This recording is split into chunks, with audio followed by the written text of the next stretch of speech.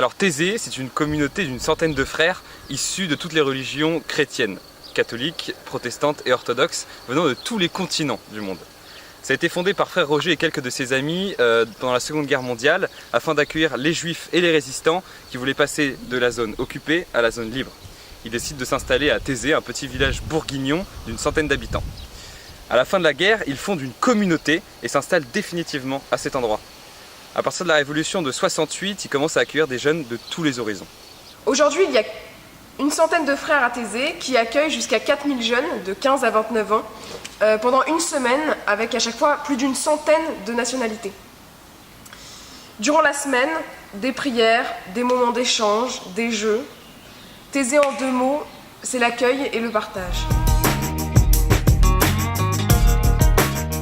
En 2015, la préfecture lance un appel à différentes structures ou organismes de son territoire afin de prendre en charge des jeunes qui acceptent de quitter la jungle de Calais et de renoncer ainsi au rêve britannique. La communauté de Thésée se porte volontaire et commence par recevoir une première vague de 11 jeunes adultes. Les frères commencent à faire du porte-à-porte chez les villageois des 2 villages où sont accueillis les réfugiés. Dans l'immense majorité, l'accueil est plus que positif. Malgré quelques réticences, au bout d'une semaine de présence sans encombre, plus aucune appréhension ne se fait entendre. Les jeunes réfugiés arrivent même tous à trouver une famille d'accueil dans laquelle ils peuvent se rendre 1 à 2 fois par semaine pour discuter et échanger. Les habitants ont par la même occasion mis en place des cours de français afin de faciliter l'intégration. C'est donc main dans la main que la communauté et les Bourguignons travaillent pour accueillir au mieux les nouveaux réfugiés. En 2017, donc au moment du démantèlement de ce qu'on appelait la jungle de Calais, les réfugiés, soit ils se perdent dans la nature ou alors ils sont envoyés dans des CADA en attendant d'hypothétiques régularisations, sans rien faire vraiment puisqu'ils ont très peu d'argent et ils n'ont pas le droit de travailler. Thésée décide de changer le destin de quelques enfants de Calais en accueillant et en prenant en charge des familles de réfugiés.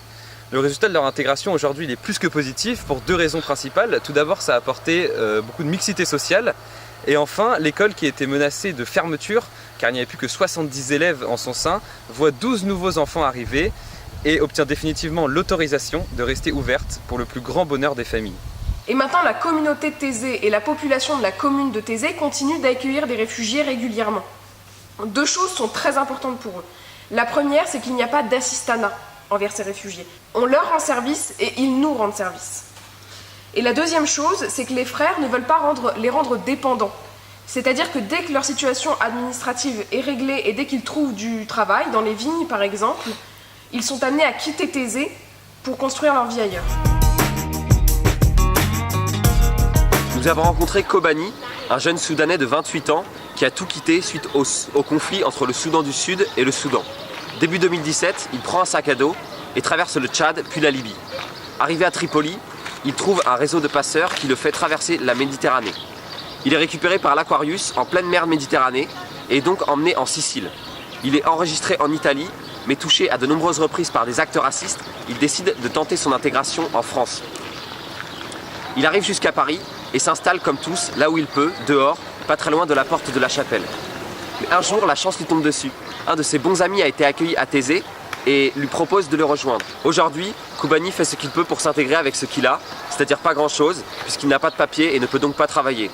Il prend beaucoup de cours de français et aide énormément la communauté dans des tâches diverses. Mais pour régulariser sa situation, Kobani a un problème, il est dubliné.